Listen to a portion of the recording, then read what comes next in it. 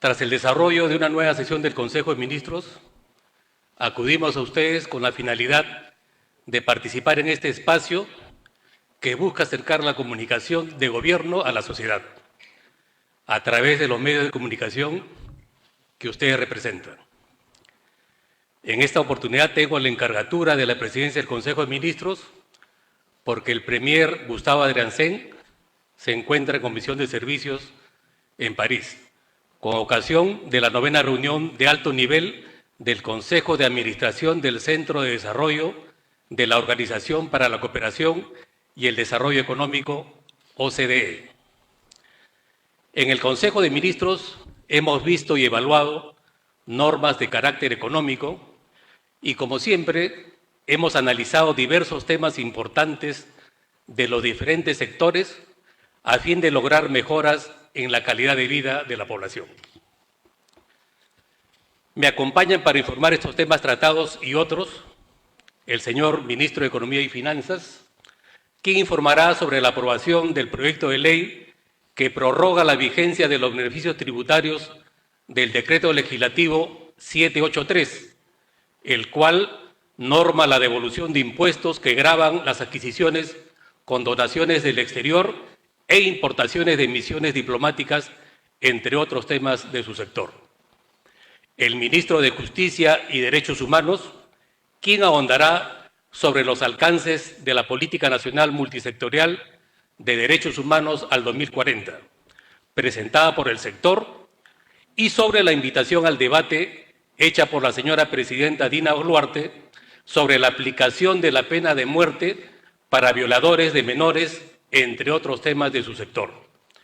Asimismo está con nosotros el Ministro de Transportes y Comunicaciones, quien brindará detalles sobre importantes proyectos vinculados a su sector, entre otros temas. También está con nosotros la Ministra de la Mujer y Poblaciones Vulnerables, quien informará sobre los avances del sector en la prevención y atención de la violencia contra niñas, niños y adolescentes, entre otros temas vinculados a su sector. A nombre de todos los que integramos el gabinete ministerial, expreso el más profundo rechazo y condena al horrendo crimen del que fue víctima una menor de 12 años en el distrito de Villa María del Triunfo. Como sociedad, no podemos tolerar desgracias como esta.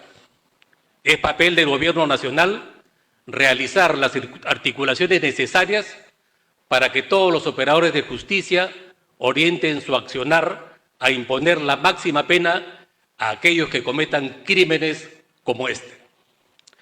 En esa línea, como gabinete ministerial, coincidimos con la postura de la señora Presidenta de la República, Dina Boluarte, de invitar al debate para analizar la pertinencia y necesidad de aplicar la pena de muerte a los violadores de menores.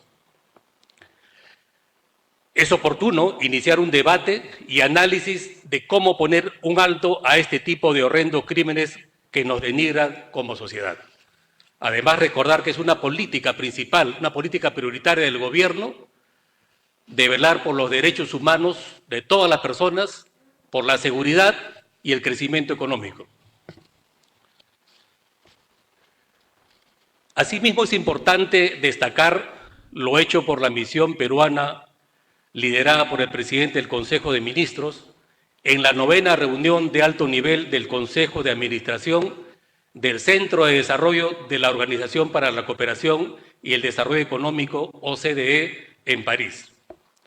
Desde la capital francesa, el Premier Adriancén anunció que nuestro país está cerca de adherirse a la OCDE, tras obtener la certificación en los comités de salud y gobernanza territorial y la aprobación en 7 grupos de trabajo de este importante organismo internacional. La presencia del Premier en la reunión permitió al Perú plantear ante el Centro de Desarrollo de la organización el tema de la informalidad y la visión peruana de lo que debería ser la nueva estrategia de la entidad para abordar el desarrollo. El jefe de gabinete también resaltó que el Perú cuenta con diversos aliados estratégicos como Costa Rica, Australia, Nueva Zelanda y Canadá, dispuestos a apoyar nuestra adhesión a la OCDE, Todo esto, sin duda, es muy favorable para nuestro país. Doy pase a los ministros presentes. En primer lugar, el ministro de Economía y Finanzas, que informará sobre los temas que hemos referido.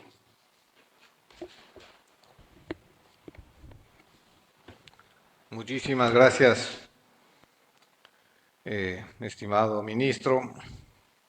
El día de hoy hemos trabajado, yo diría, 3 temas de carácter económico.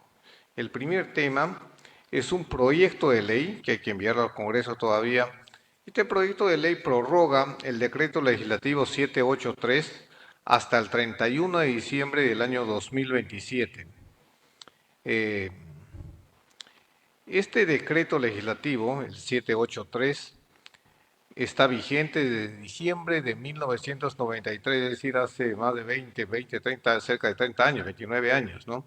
Y exonera del impuesto general a las ventas y el impuesto selectivo al consumo a las misiones diplomáticas y consulares y las organizaciones y los organismos internacionales acreditados en el Perú.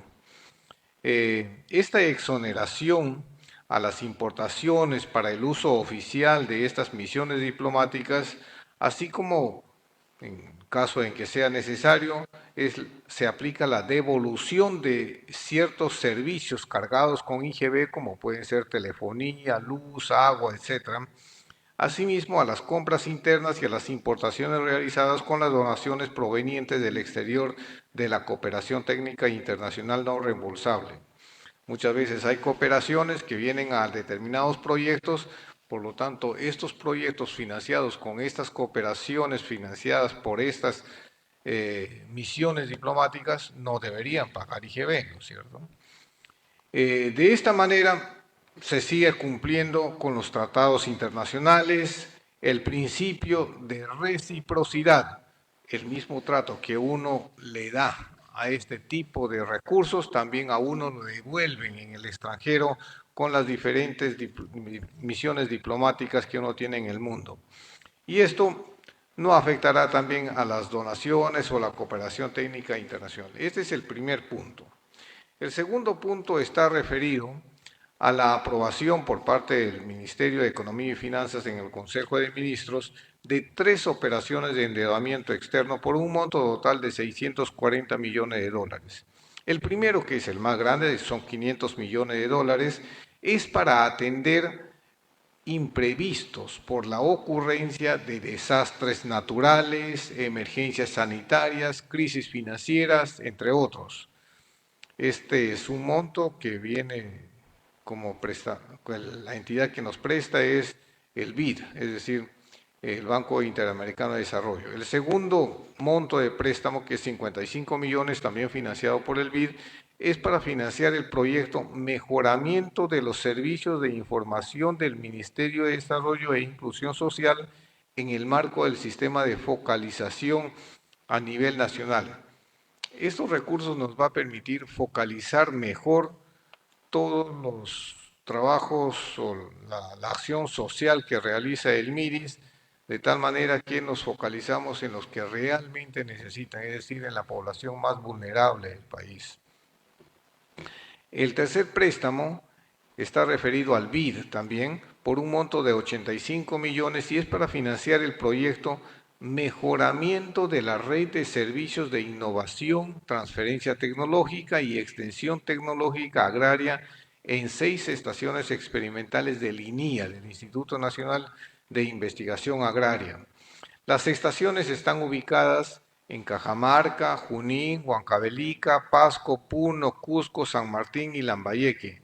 El proyecto será ejecutado por el Ministerio de Desarrollo Agrario.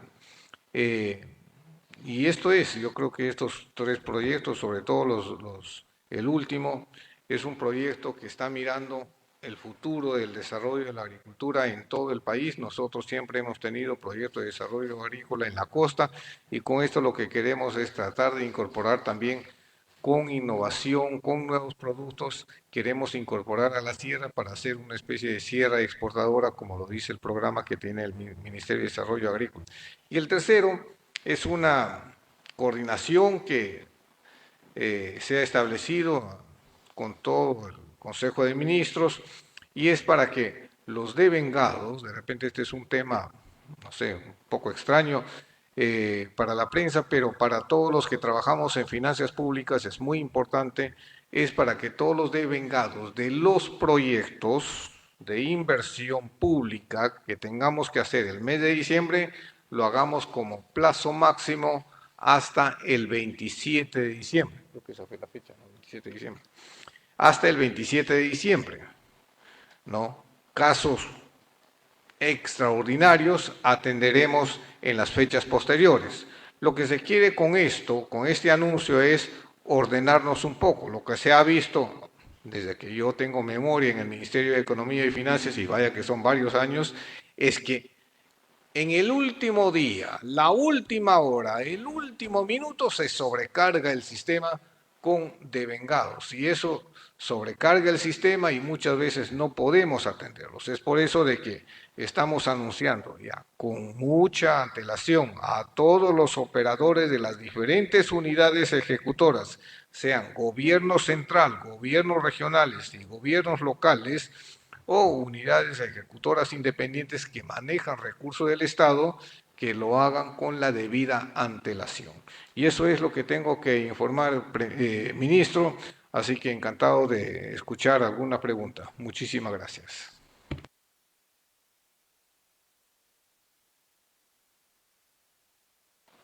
A continuación, le damos el pase al ministro de Justicia y Derechos Humanos.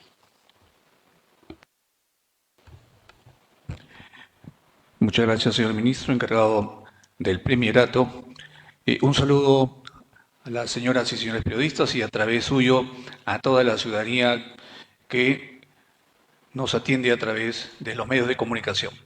En primer lugar, efectivamente, compartir con ustedes que el día de hoy en el Consejo de Ministros también hemos compartido, como consecuencia de una de las fechas más importantes en la efemérides de los derechos humanos, la Política Nacional Multisectorial de Derechos Humanos que fue aprobada, que fue publicada la semana pasada, que tiene un propósito muy importante. Y un poco para contarles los antecedentes, desde que el gobierno de la señora presidenta Dina Boluarte asumió la conducción del país en materia de derechos humanos, se había detenido el trabajo relacionado con la atención de casos y sobre todo con las políticas y planes en materia de derechos humanos. El último plan estuvo vigente hasta el año 2021.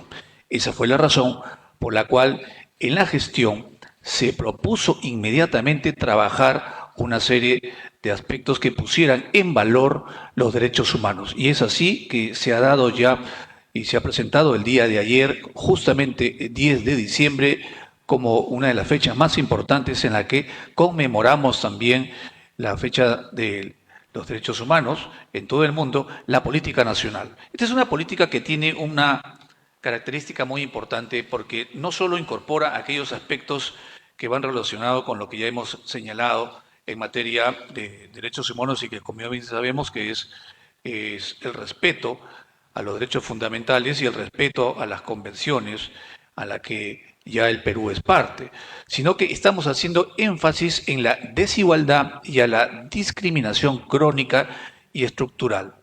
Estamos incorporando estrategias y diseños que nos van a permitir integrar a los actores de toda la sociedad. Estamos también luchando e identificando las barreras estructurales, económicas que existen, que no permiten una adecuada distribución de los derechos y que no nos permiten el acceso a la justicia. Parte de ese trabajo implica la innovación con enfoque interseccional. ¿Qué significa esto? Que estamos incorporando también a los gobiernos regionales, a los gobiernos locales y a los actores de la sociedad civil en este gran trabajo que significa la tarea de ejecutar, cumplir y defender los derechos humanos. Los derechos humanos como política de Estado no es solo atributo del Ejecutivo, es una tarea que corresponde a todos los sectores del gobierno nacional, de los gobiernos regionales, de los gobiernos locales y también, de hecho, de la sociedad civil. Una de las características de este trabajo que hemos puesto a disposición de la ciudadanía y que compromete al Ejecutivo, al Estado, con miras al 2040, es que ha sido consensuado con los actores de la sociedad civil, ha sido consensuado por primera vez con las empresas, ha sido conversado con todas las áreas posibles que han dado sus aportes. Y tal vez es uno de los mejores trabajos porque además incorpora una metodología que es la metodología del CEPLAN, que no tenían los actores anteriores y que no tenían los trabajos anteriores. Es decir, además de que tiene un trabajo sostenido en el tiempo, va a tener la metodología que nos va a permitir cumplir con las metas que nos estamos proponiendo. Este es un gran aporte que desde el gobierno de la señora presidenta, ella también estuvo consciente de que habíamos que aportar y hemos logrado presentar el día de ayer esta política nacional multisectorial de derechos humanos al 2040. Otro aspecto que es de mucho interés en la ciudadanía es el relacionado con el que la señora presidenta de la República ha puesto justamente en conocimiento de la ciudadanía, y es que se someta a debate la posibilidad de que se incorpore en nuestra legislación la pena de muerte. Y un poco le quiero explicar cómo nace esta idea. El miércoles pasado, como consecuencia de mi participación en el Congreso de la República, el señor congresista Montoya me preguntaba, en una sola pregunta, tenía tres inquietudes. La primera de ellas, ¿qué hacer con tres casos de delitos graves? Se refería en particular a la violación de menores de edad, al sicariato y al feminicidio. Y decía renglón seguido que una de las posibilidades de poder atender estos casos era que efectivamente se aplicara la pena de muerte con la consecuente salida de la Convención de Derechos Humanos y de la competencia contenciosa. Entonces, frente a ese escenario, como corresponde, el gobierno no puede tener una posición sin realmente escuchar a la ciudadanía y a la población, y lo que dije en aquel momento fue que esto iba a ser examinado minuciosamente en el Ejecutivo y en particular por el Ministerio. Sin embargo, hemos tomado noticias, como bien lo ha señalado el señor ministro, el premier encargado, de esta triste y lamentable noticia de un nuevo caso que compromete a un monstruo que ha violado y asesinado a una menor de edad. Este hecho, sumado a los hechos que nosotros estamos viendo, significa que en nuestro país existe un gran problema que tenemos que atender, y la ciudadanía lo sabe.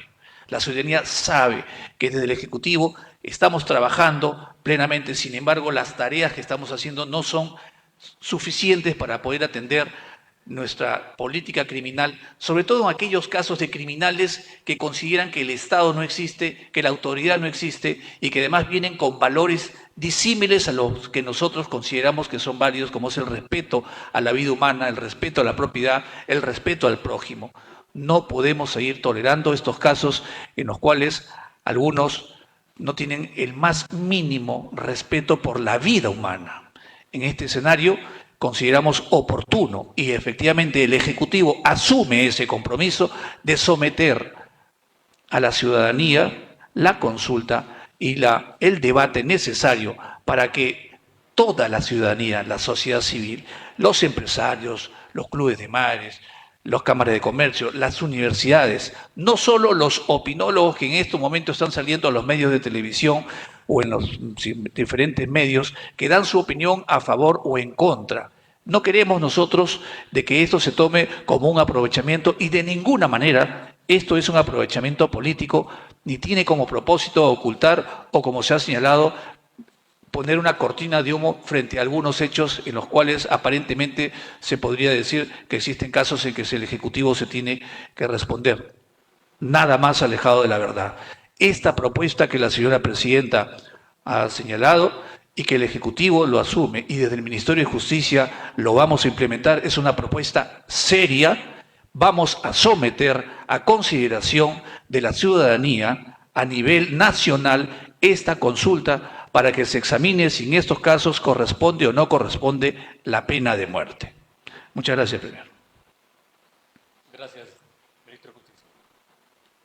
A continuación, el ministro de Transportes y Comunicaciones brindará detalles sobre importantes proyectos vinculados a su sector. Gracias, señor ministro de Defensa, encargado del Primerato. Muy buenas tardes, señores de la prensa y por su intermedio a la opinión pública.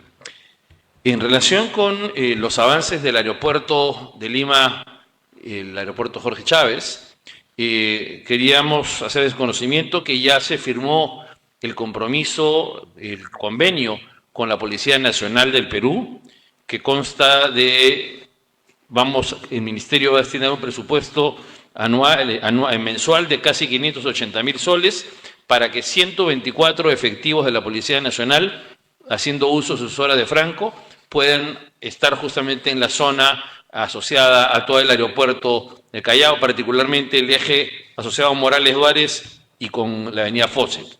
De forma tal que estos 124 policías van a estar operando en 3 turnos, aproximadamente 40 policías por cada turno, y esto va a mejorar notablemente la seguridad en la zona vinculada al aeropuerto, que es un problema que hoy día enfrenta la ciudad.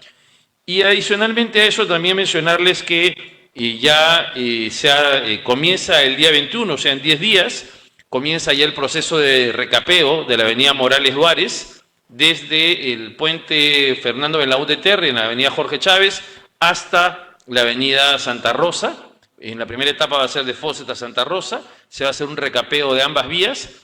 A esto hay que agregarle que ya se ha hecho un tercer carril, justamente ya se culminó el tercer carril también en la Morales Duárez, con lo cual vamos a ir mejorando los accesos hacia el aeropuerto y reduciendo el impacto que pueda tener en algún momento por congestión.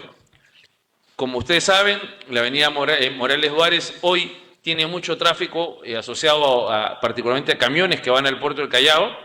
En línea con eso estamos trabajando, ya hemos llegado a un acuerdo con la Municipalidad Provincial del Callao, va a haber un convenio entre la Municipalidad Provincial del Callao y el MTC en el que nos van a ceder la competencia en lo que es la avenida Argentina y en la avenida, en el cruce de Argentina con Fawcett y en el cruce de Venezuela con Fawcett, de forma tal que en esos 2 cruces vamos a instalar nosotros puentes que permitan que la avenida Fawcett circule con mucha mayor fluidez, como si fuera una vía de evitamiento, y de forma tal que eso debería estar instalado con puentes modulares.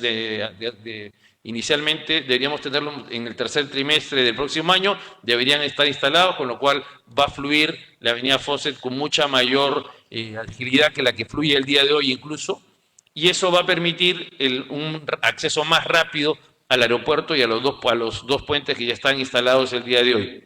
Adicionalmente a eso, mencionar lo que ayer señalé en la Comisión de Acceso de Defensa del Consumidor del Congreso, las 3 líneas de servicio público que van a atender a los pasajeros y a los trabajadores del aeropuerto en dirección al aeropuerto y saliendo del aeropuerto, esas ya están adjudicadas, se han hecho las pruebas con los buses, pruebas sobre los puentes ya instalados y todo ha funcionado muy bien, es decir, estamos simplemente a la espera del inicio ya de las operaciones para que inicien estas rutas también su operación. Y como un último comentario, es que ya se determinó que con el concesionario de la línea 2, que la estación desde la cual va a salir una extensión de la línea 4 del metro para acceso al aeropuerto va a ser la estación Quilca. Lo que estamos en este momento es haciendo unos estudios preliminares para determinar, o sea, un primer estudio preliminar nos dice que la solución debería ser una solución aérea, es decir, tener un ramal de 3 kilómetros aéreos, como lo que es la línea 1 del metro, que saldría de la estación Quilca e iría hasta el terminal del nuevo aeropuerto. Es un tema que estamos estudiando ahorita con la Dirección General de Aeronáutica Civil por el tema de las alturas en relación con la línea, digamos, de despegue de la pista, de ambas pistas, pero en principio esa aparentemente va a ser la solución. Vamos a terminar de mirar los temas técnicos. Esto tiene menor costo y mayor rapidez de instalación. Entonces, estamos trabajando estos temas con ambos concesionarios, con el del aeropuerto, que tiene ya una área destinada, y con el de la línea 2 del metro, en este caso el ramal 4, el ramal 4 del metro, que permitiría tener, incluso si trabajamos rápidamente, podríamos tener este acceso más rápido que la operación del ramal 4 incluido, por la rapidez de la construcción, si es que lo hacemos de forma aérea. Entonces, estos son un poco los anuncios en relación con el sector. Y la otra es una problemática que enfrenta nuestro país en materia aeroportuaria, básicamente entre el mes de diciembre y el mes de abril, particularmente en la sierra y en la selva, son temporadas de mucha lluvia. Y entonces lo que ocurre es que es bastante frecuente, es la naturaleza de la que genera obviamente este problema, es bastante frecuente la interrupción de los vuelos, el que se cancelen algunos de ellos e incluso que tengan que retardar o retrasar su salida. De hecho, el día lunes teníamos que ir con la presidenta y el Consejo de Ministros y una delegación importante de funcionarios internacionales, embajadores y representantes de las secretarías militares de la mayor parte de los países de la región a la ceremonia justamente en las Pampas de la Quinoa, y no pudimos ir porque las condiciones climatológicas no lo permitieron. Y es importante mencionarles que ese día tenían que salir varios vuelos, habían 6 vuelos programados para salir hacia Ayacucho, y 2 de ellos, los primeros 2 vuelos, que fueron un vuelo de LAN Perú y otro de Sky Airlines, tenían que salir a las 6 de la mañana, aterrizar a las 6:35 y otro a las 8 de la mañana, y no lo pudieron hacer por justamente las condiciones climatológicas. Ambos vuelos fueron cancelados, y vuelos que salían de Lima hacia allá tuvieron que ser uno cancelado, pero cancelado, digamos, primero despegó y se les dio y se lo obligó a regresar a Lima, y el otro también cancelado. Los primeros vuelos aterrizaron en Ayacucho a las 1:20 de la tarde, que eso fue un vuelo de Sky Airlines, el vuelo 5207 de Sky Airlines, ¿no? Entonces, sí es bien importante que comprendan la problemática que enfrenta nuestro país. Siempre en esta época es así, y tenemos que de alguna forma tomar algunas medidas siempre, pero hay que convivir con este problema que nos genera la naturaleza. Esto no se puede resolver con equipamiento. En este caso, en el aeropuerto de Ayacucho requiere una línea de vista de 3 kilómetros de visibilidad para poder hacer la aproximación hacia el aeropuerto. En este caso, la visibilidad era mucho menor a 3 kilómetros, y por eso es que las autoridades aeronáuticas decidieron que ningún vuelo podía aterrizar en el aeropuerto del Cusco, en el caso concreto el día lunes, y viene pasándose ya varias semanas en varios aeropuertos del país, y desgraciadamente lo va a seguir haciendo así hasta el mes de abril, que es la fecha en la que hay muchas lluvias, mucha nubosidad, y particularmente nubes convectivas, que son las más complicadas en este periodo del año. ¿Okay? Muchas gracias. Damos el pase a la ministra de la Mujer y Poblaciones Vulnerables. Muchas gracias, señor Premier. Muy buenas tardes, señoras y señores periodistas. Quisiera, en primer lugar, reiterar nuestro profundo pesar y consternación por lo ocurrido con una niña de 12 años que fue encontrada asesinada hace pocos días. Queremos decirle a la familia que vamos a seguir acompañándolas durante todo el proceso, ofreciendo nuestros servicios especializados hasta que se logre justicia y se aplique la más alta sanción a este sujeto. Queremos decir también que lamentablemente no es el único caso en nuestro país, que las cifras que reporta el Ministerio del Interior dan cuenta de que al año se reportan 19,000 casos de personas desaparecidas, fundamentalmente adolescentes mujeres. Queremos decir que detrás de una desaparición, como en el caso al que me he referido inicialmente, generalmente hay otra forma de violencia, que puede ser feminicidio, que puede ser violación sexual o que puede ser trata. Y esto no puede seguir sucediendo. Hay otras formas de violencia que ocurren contra las niñas. Ya las cifras que recibimos a través de nuestros servicios a nivel nacional dan cuenta del enorme número de casos de violencia sexual contra niñas, niños y adolescentes en el país. En el año 2019 hemos recibido más de 15,000 casos en nuestros servicios. En el año 2021 la cifra subió a 21,000 casos. Y en el año 2023 se ha acercado a 30,000 casos.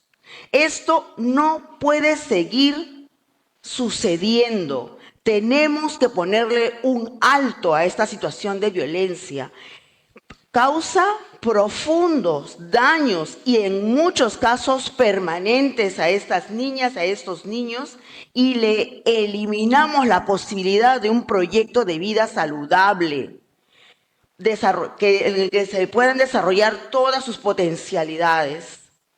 Hablamos de la niñez como el futuro de nuestro país y sin embargo no estamos haciendo lo suficiente para evitar que sufran estos hechos de violencia.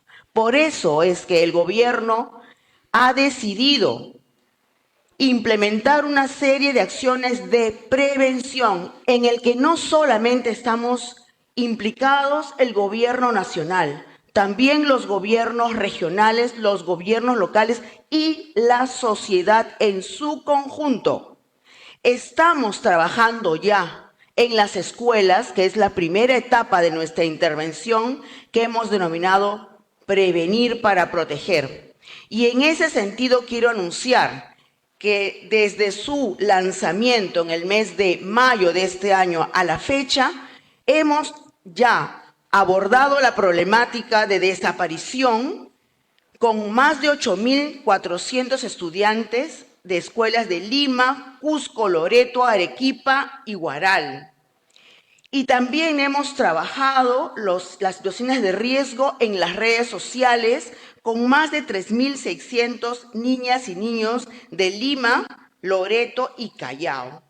Más de 2.000 funcionarios y funcionarias, servidores y servidoras, operadores a nivel nacional están capacitados en la prohibición del matrimonio de personas menores de edad. Y además hemos capacitado a más de 7.000 docentes y padres de familia atendiendo la problemática con la comunidad educativa. Y vamos a seguir trabajando este año y todo el próximo año en una campaña e implementando la estrategia que acabamos de aprobar, en el que hemos mantenido este nombre de Prevenir para Proteger. Queremos además expresar nuestro rechazo y nuestra preocupación por la forma en que es asediada la presidenta de la República del Perú. No hay día en el que no hayan comentarios referidos a su forma de vestir o a su figura, cuestiones que no tienen ningún tipo de interés público y que más bien denotan connotaciones sexistas y estereotipadas para evaluar una gestión de gobierno. Y por el contrario, no se le reconocen los avances que este gobierno está mostrando. En materia económica, tenemos una proyección de 3,2%. Hemos dejado atrás la recesión, se está incrementando el empleo. Estamos discutiendo la posibilidad de un incremento del sueldo mínimo vital. Hemos desarrollado de manera exitosa un foro económico APEC este año. Y sin embargo, hay voces que dicen que este gobierno no está haciendo nada, que somos un país inviable. Yo me pregunto, 21 economías, dentro de las cuales están las más poderosas, hubieran venido al país si fuéramos un país inviable? No, señores, no, señoras. Por eso exigimos respeto a la figura presidencial, porque la señora presidenta ocupa ese lugar por un mecanismo absolutamente constitucional que no puede ser cuestionado. Por eso hago un llamado nuevamente a los medios de comunicación para que dejemos de lado este tipo de comentarios que no hacen más que ejercer una forma de violencia que se denomina acoso político. Muchas gracias. Muchas gracias. A continuación pasamos a la rueda de preguntas. Primera pregunta a cargo de Jessica Merino de RPP. Buenas tardes, ministros. Ministro Arana, lo escuchábamos muy decidido en su intervención con respecto a esta propuesta que ha planteado la presidenta de abrir el debate sobre la pena de muerte a agresores sexuales de menores. Pero usted menciona que es una propuesta seria que vamos a implementar desde el Ministerio de Justicia. Estamos hablando ya que desde el Ejecutivo existe la intención de que Perú sea parte del Pacto de San José. Y otra consulta con respecto a lo que se está evaluando en el Congreso. Este viernes sería ya el último día de la actual legislatura y hay una reforma con la que se buscaría impedir que sentenciados por terrorismo puedan postular, o mejor dicho, postular para ocupar cargos de elección popular. ¿Cuál sería usted, o en todo caso desde el Ejecutivo, el llamamiento que se le haría al Legislativo? Esas dos consultas, por favor. Gracias. Bien, la segunda pregunta no le llegué a escuchar. Por favor, si pudiera repetirla. La primera sí la entendí. La segunda pregunta, ministro, es con respecto a que al viernes sería la última fecha para que se tenga en agenda en el Pleno aprobar una reforma que impida que sentenciados por terrorismo puedan ocupar cargos de elección popular. Si se pasa de esta fecha, bueno, estaríamos hablando de que se evalúe en una próxima legislatura. ¿Cuál sería el llamado desde el Ejecutivo al Legislativo en materia de esta propuesta? Y la primera, por favor. Muy bien, muchas gracias. Con su venia, Premier. En primer lugar, yo quiero recalcar que la propuesta que se ha puesto en manos de la ciudadanía es una propuesta seria. Vamos a poner en debate la propuesta para que se examine a nivel de la ciudadanía, de los actores que conforman toda la sociedad civil, para que se examine los pros y los contras de lo que esto significa, con lo que usted también ha señalado. Es evidente que vamos a tener algunos que están a favor, hay algunas explicaciones y fundamentos jurídicos, pero hay que escuchar la voz de la ciudadanía. Vamos a convocar a los expertos, a las universidades, vamos a convocar también a las cámaras de comercio, a los empresarios, a personas como ustedes de a pie, a todos, para que den su opinión. Es hora de escuchar a la ciudadanía. Lo que ha hecho la señora presidenta y lo que es correcto es justamente atender el reclamo ciudadano. Nosotros no vamos a actuar de inmediato porque, a pesar de que existe la posibilidad de que el Ejecutivo pudiera disponer directamente de una acción en este sentido, lo que vamos a hacer, que es lo correcto, es escuchar a la ciudadanía. Y después de escuchar a la ciudadanía, se tomará la decisión que corresponda. Le acabo de responder. Con relación a la segunda pregunta, usted ha dado respuesta también con la misma. Los terroristas, en general, ha habido un problema, aquí ha habido un problema sustancial de cambio de criterio respecto del tratamiento de los terroristas. Hubo un gobierno que determinó que estos terroristas tenían que salir. Se les conmutó la pena, a otros se los indultó. Era una visión de un gobierno que entendía que los terroristas podían o no podían estar incorporados a la sociedad. Hemos visto cómo el accionar terrorista, la insanía terrorista, utiliza otros mecanismos para incorporarse a la sociedad y utilizan otros mecanismos diferentes también para apoderarse de la mente de los jóvenes, de los niños, de algunos trabajadores y de algunos que no tienen claro qué es lo que significa la defensa del país, la democracia y la constitucionalidad. Desde la perspectiva del gobierno, lo que nosotros vamos a hacer siempre es defender la democracia, defender la constitucionalidad y defender a los jóvenes y niños para que nadie pueda ser afectado por alguna propuesta de insanía como la tuvimos antes. Muchas gracias. Gracias, ministro. Se le recuerda a los medios de comunicación que la formulación de preguntas es una por medio. A continuación, Giancarlo Cesarego de Exitosa. Buenas tardes, ministros. Ministro Arana, referente a lo que usted ha indicado, consideración, que va a poner esto a consideración de la ciudadanía. Estamos hablando puntualmente de lo que es un referéndum, cuándo, cómo se estaría llevando a cabo y, sobre todo, qué delitos abarcaría esta pena de muerte. ¿Solamente violadores de menores de edad? El día de ayer el ministro Santibáñez también indicaba que podía aplicarse para extorsionadores. ¿Qué tipo de delitos van a estar incluidos? Gracias por la pregunta. Premier, también con su venia.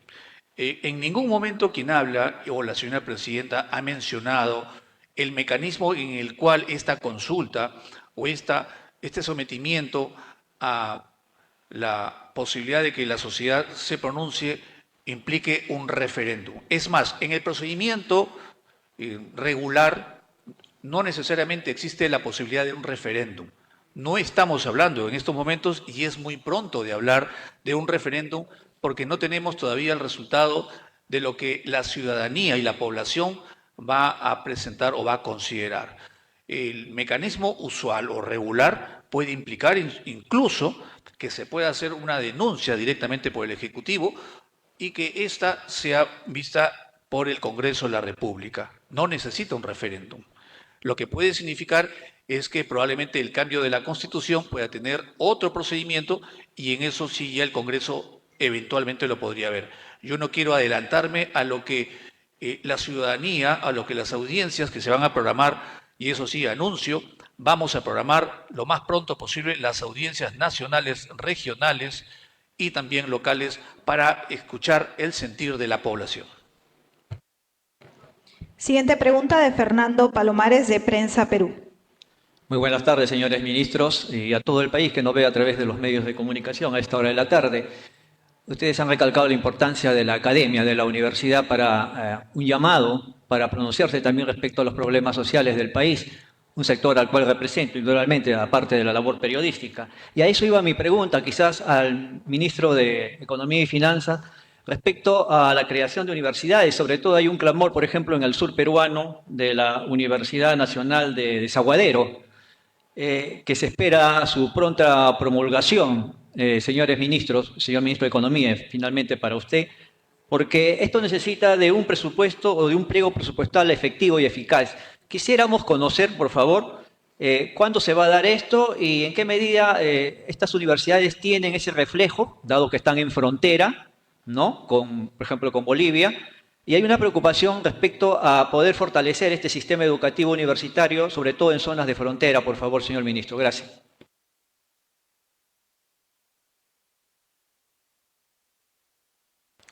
Gracias por la pregunta. Sí, nosotros como Ministerio de Economía y Finanzas hemos puesto el presupuesto de este grupo de universidades creadas en este año 2024 en lo que se denomina la reserva de contingencia, ¿no? Y así lo ha aprobado el Congreso. ¿Por qué se ha puesto ahí? No tenemos un monto fijo todavía para cada una de las nuevas universidades, y más aún desconocemos, yo diría que pocos conocen, en qué momento se va a ir abriendo, con cuántas facultades y cuál va a ser la demanda financiera de cada una de estas instituciones académicas. Es por ello que estos recursos están consolidados en un total en la reserva financiera, y nosotros a lo largo del año, en la medida en que se van desarrollando la demanda por el crecimiento de estas universidades, por la construcción de la infraestructura y por las facultades que van abriendo, les iremos transfiriendo los recursos del caso. Referente a estas universidades, que es importante, evidentemente que es importante. El Perú tiene más o menos un total de más de 300.000 egresados jóvenes que salen de las universidades, de los colegios cada año, y es necesario ir dándoles mayores habilidades, tanto manuales como intelectuales, a estos jóvenes. La educación es la base del crecimiento, el desarrollo de un país, y el Perú tiene que apostar por eso, y tenemos que asignar recursos para este tipo de actividades en el cual potenciamos las habilidades de nuestros jóvenes, más aún en una zona como Puno, una zona tan rica, tan vasta, tan llena de recursos y de potencialidades, y una zona en la cual todavía, como es frontera, como el caso que usted acaba de mencionar. Por eso que nosotros estamos dispuestos a apoyar, pero necesitamos, como le digo, la instalación de la comisión de instalación, creo se llama, de la universidad, para comenzar a trabajar ese tema. Gracias. Siguiente pregunta a cargo de María Elena Guayasco, de TV Perú. Buenas tardes, ministro de Transportes. La pregunta es para usted. Bien, el Congreso, el día de hoy, en el Pleno, se ha aprobado una moción en la cual se está solicitando al Poder Ejecutivo que declare en emergencia el sistema del transporte de Lima y Callao por 120 días por problemas que afronta este sector de infraestructura, también de contaminación, inseguridad y delincuencia. ¿Es viable este pedido del Congreso o de qué manera se haría, no? Sin duda, se requiere actuar en algunas actividades bajo condiciones de emergencia. Por ejemplo, la contratación y el recapeo, la contratación del puente de Morales Juárez con Fawcett se ha hecho bajo este parámetro. Pero en otros casos, la infraestructura requiere de estudios previos. Es decir, el tener una declaratoria de emergencia lo único que nos va a habilitar es a poder contratar directamente los estudios, pero el estudio en sí mismo no avanza más rápido por una declaratoria de emergencia. Por ejemplo, para poner un puente, en el caso de los puentes, por ejemplo, que vamos a poner en Fawcett con Argentina o en Fawcett con Venezuela, lo único que nos va a dar una regla de emergencia es poder contratar directamente. Pero no es que vamos a poder avanzar la obra más rápidamente, porque igual hay que hacer los estudios de ingeniería, hay que poner las estructuras, y eso no se puede hacer en plazos más cortos que lo que la misma ingeniería lo permite. Entonces, sí nos ayuda a efectos de poder contratar más rápido, pero ya tenemos algunos mecanismos de contratación también más céleres. O sea que vamos a evaluar justamente cuando llegue ahora la propuesta, tanto en el Ministerio de Economía, que además el órgano rector del procedimiento de compras en el Estado es la Dirección General de Abastecimiento, que está en el MEF, y vamos a mirar nosotros y el MEF esta norma para ver si es que nos va a ayudar a poder contratar los estudios más rápidamente en algunos casos. En lo que es obra, como le digo, son pocos los que el impacto va a ser menor porque la mayor parte de los casos de la obra requieren estudios más detallados, ¿no? Entonces, pero sí, vamos a mirar el proyecto conjuntamente con el MEF a ver en qué medida nos reduce algún tiempo la etapa de contratación de estudios, que es un problema no menor, ¿no? Pero lo que sí, ya en la construcción de la obra misma, en muchos casos estamos operando bajo el esquema que se llama Fast Track, que es el de diseña y construye. Es decir, la nueva ley de contrataciones ya nos permite utilizar ese mecanismo, por ejemplo, y entonces ahí vamos a poder contratar a una empresa que haga la labor de diseñar y construir casi en simultáneo, sin lugar a tener que esperar primero el diseño del proyecto y luego recién la construcción, que es el estándar con el que utilizamos. Pero vamos a mirar el impacto que tiene, sobre todo en esto último, ¿no? Si es posible que nos permita acelerar los procesos de fast track en algunas rutas concretas en la zona urbana, ¿no? Y también habría que ver en qué medida también esto ayuda a los gobiernos locales, particularmente la Municipalidad de Lima, Metropolitana de Lima y la del Callao, a también avanzar en unas obras que están desarrollando. Solo para que tengan usted una idea, este año, hemos transferido recursos a la Municipalidad del Callao por casi 100 millones de soles que se han reflejado en que hay un recapeo total desde la avenida Venezuela con Fawcett, por toda Fawcett hasta el cruce con Morales Juárez. Es decir, si usted va hoy día, va a ver que esa vía está totalmente recapeada y es una obra concluida y se asignaron los recursos este mismo año. Así que, pero nuevamente vamos a evaluar en qué medida esta declaratoria de emergencia nos ayuda a hacer los procedimientos más rápidos en contratación, sobre todo, ¿no? A continuación, Marcia Chagua, de la República. ¿Qué tal? ¿Cómo está? Muy buenas tardes a todos, ministros. Mi pregunta va para el ministro de Justicia. Más que nada, su postura respecto a las muertes ocurridas en anteriores fechas, ahora durante las protestas, pero enfocando que el día de ayer fue el Día Internacional de los Derechos Humanos. Entonces, ¿qué medidas concretas se están tomando para poder garantizar la protección de los derechos humanos y prevenir futuras violaciones? Sí, muchas gracias. Es una pregunta muy importante. Y es importante porque desde el Ministerio de Justicia ya venimos trabajando desde hace mucho tiempo en la defensa de los derechos humanos y no es solamente una declaración. Defendemos y hemos hecho un gran trabajo para los defensores de derechos humanos a nivel nacional. Hemos incluido, por ejemplo, dentro del trabajo que hacemos a nivel de la SUNAT y de la defensa pública, incorporado a intérpretes en idiomas como el chipibo-conibo, el quechua, en varios lugares. Hemos incrementado la actividad que tenemos en favor de más de 1.200.000 mujeres vulneradas a través de pensiones de alimentos, de denuncias por violaciones. En general, hemos incorporado una serie de trabajos conjuntamente con las entidades para mejorar la tarea que se hace desde el Ministerio de Justicia y como usted acaba de poder examinar, hemos incorporado una nueva política nacional multisectorial de derechos humanos al 2040, que la tienen aquí y está a disposición también en la página web del Ministerio de Justicia, mediante el cual se podrá advertir que durante un tiempo no hubo una visión del gobierno ni del Estado para fortalecer los derechos humanos. En este gobierno, bajo la presidenta y la señora presidenta Dina Boluarte, y quien habla en este ministerio y el gabinete, hemos aprobado una nueva política nacional que tiene una visión diferente. Incorpora a los gobiernos regionales, a los gobiernos locales y a la sociedad civil. Como le acabo de manifestar hace un momento, incorpora también a las empresas, incorpora también un aspecto muy importante que es la metodología de trabajo que no había en muchos de los productos que desde el Estado se ofrece a la ciudadanía, que es el CEPLAN.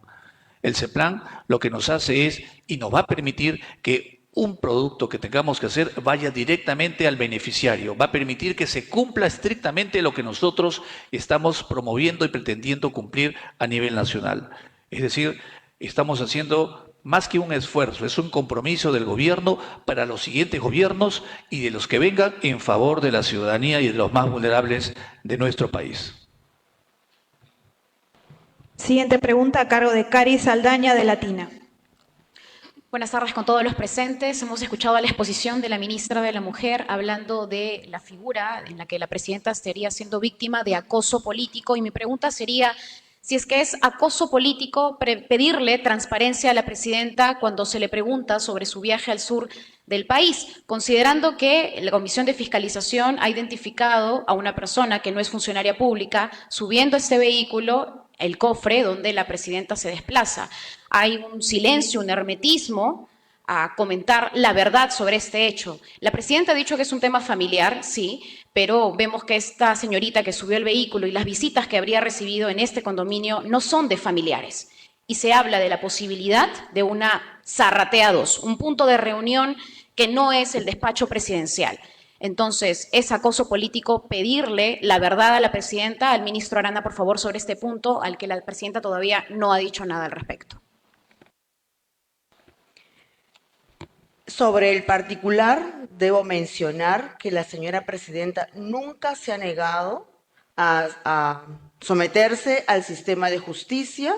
Ella está dispuesta a acudir las veces que sea citada y es en ese fuero en el que ella va a declarar y expresar lo que realmente sucedió, más allá de las especulaciones que se lanzan en los medios de comunicación. Eso es lo que tengo que decir sobre el particular. Gracias. Siguiente pregunta a cargo de Fiorella Martínez de Panamericana. Ministra Hernández, aprovechando que estaba comentando sobre este tema y defiende tanto a la presidenta, ¿qué nos podría decir usted acerca de la pena de muerte que lo están planteando? Debido a que los niños, niñas, adolescentes tienen que ver más con su ministerio, ¿no? ¿Usted está a favor, usted está en contra? ¿Y por qué en todo caso sería su postura?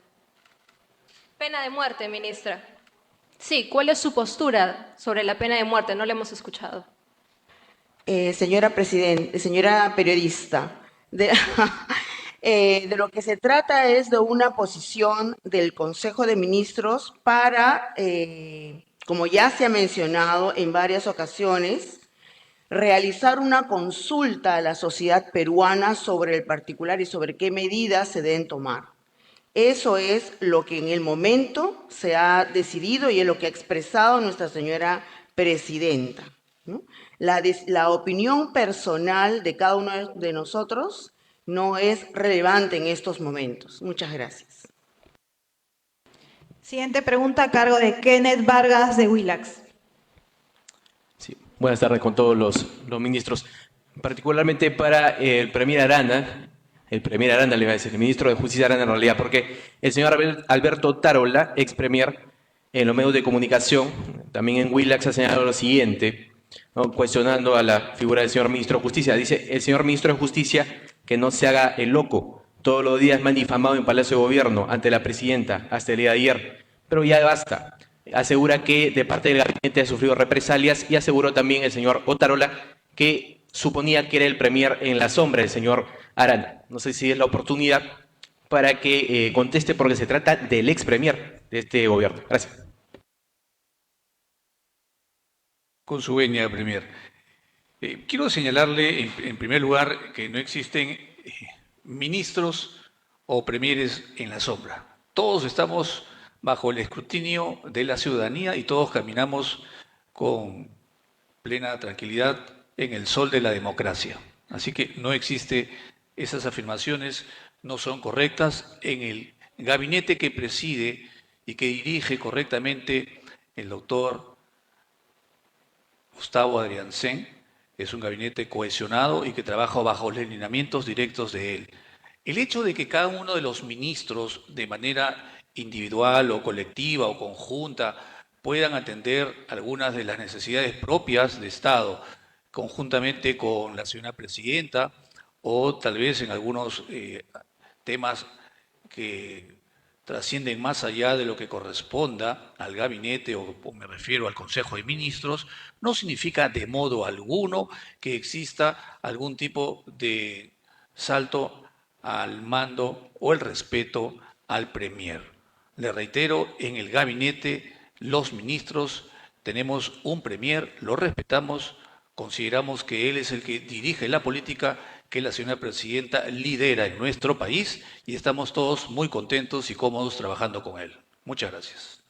Última pregunta a cargo de Jorge Tirado de Canal N.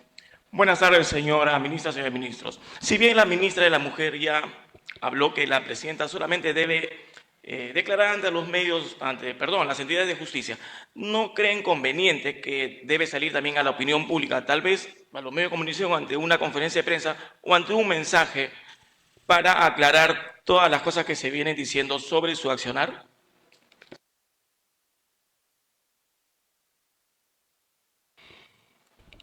¿Me puede repetir, por favor, su pregunta respecto de...? ¿Consideran conveniente que la ministra debe salir a la opinión pública mediante una conferencia de prensa o tal vez ante un mensaje para aclarar las cosas que se vienen diciendo sobre su accionar, tanto del cofre, que si se operó o no se operó, pues esas cosas que se vienen diciendo? Gracias. Sobre el particular, tenga usted la seguridad de que la señora Presidenta de la República lo va a hacer oportunamente. Gracias. Yo quiero agregar al respecto a la última pregunta que la Presidenta, haciendo uso de su libertad de expresión también, está evaluando esa posibilidad y en cualquier momento tendrá una comunicación, lo que está mencionado. Yo sí quiero agradecer a nombre del Gabinete Ministerial porque he escuchado atentamente la calidad de las preguntas y en su gran mayoría han permitido que haya una comunicación, no entre nosotros, no entre los medios de comunicación y el Gabinete Ministerial, sino comunicar cosas importantes a la sociedad. Yo creo que eso es fundamental en una democracia, saber informar y no desinformar a la población. Yo les agradezco por las preguntas planteadas, por las posiciones, las diversas opiniones, y nuevamente estamos a disposición para continuar mejorando una comunicación en beneficio de la población. Muchas gracias. Señoras y señores periodistas, la conferencia de prensa ha concluido. Agradecemos a los ministros de Estado presentes el día de hoy. Muchas gracias.